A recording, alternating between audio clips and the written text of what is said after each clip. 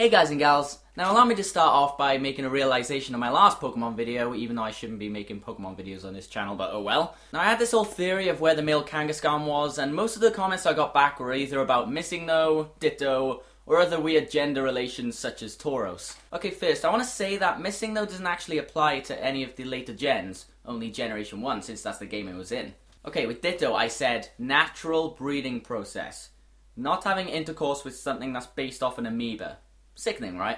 And Tauros? Well, Miltank was already explained as being the supposed female counterpart to it, but it appears in Gen 2, not Gen 1. I think the major flaw with my theory, if you want to call it that, was that a lot of Pokemon fall into certain egg groups. So you could have a Heracross have sex with a Pinsir.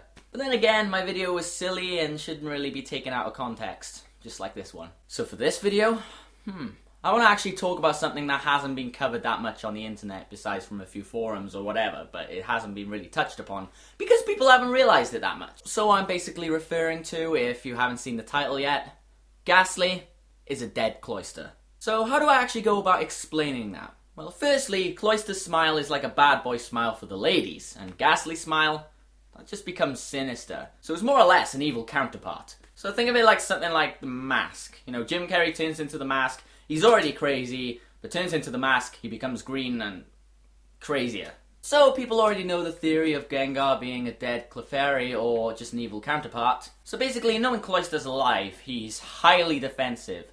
And then when he turns into Gastly, more attack. Polar opposites. People could come up to me and say, well, KB, there's a few differences in the face. And where I say, evil counterparts. It will be fact soon. Okay, so how does that explain the shell and the aura? I think you just answered your own question. Have you noticed that that shell becomes a gas aura for Gastly? And why doesn't any other ghost type have aura surrounding it like Gastly does, except for Spiritomb? It's the shell! Cloyster can even be Gengar, it's the same evolution line. I mean, look at the teeth. I mean, my theory about it could be that as he goes through the evolution line, Gastly, that he establishes himself along the way. Look at even the horns! They're so comparable to Gengar's ears. But I know, that contradicts with the Clefairy theory, because Clefairy dances in the moonlight, and basically Gengar attacks in the moonlight. Evil there. But then again, it's either the evil counterpart or the dead result. If it's the evil counterpart, then Cloyster, there you go, there's your vacancy. I mean, I always thought about this when I was a kid, and I'm not going back on my word! And if you look on Bulbapedia, Cloyster's behaviour, sneaky, cunning. Quite similar to pranking, with Gastly, Haunter, and Gengar. Yeah.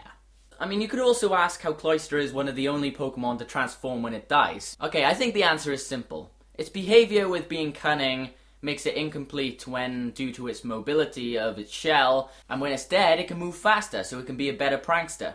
Okay, Bulbapedia says that they have no relation whatsoever. Either Bulbapedia's lying, or they don't know the truth like I do. And in any case, they should hire me. And I think they'll rest my case, as I have spoken wonderfully to my wonderful audience about this wonderful theory that I have wonderfully covered to the most wonderful ability, and everybody wonderfully understands what I'm saying and understand my theory and agree with it as well, so you better agree. Lights out. Yeah, I didn't realize it went on for that long. No! Yeah, I'm playing Zelda. That's a fucking funny guy.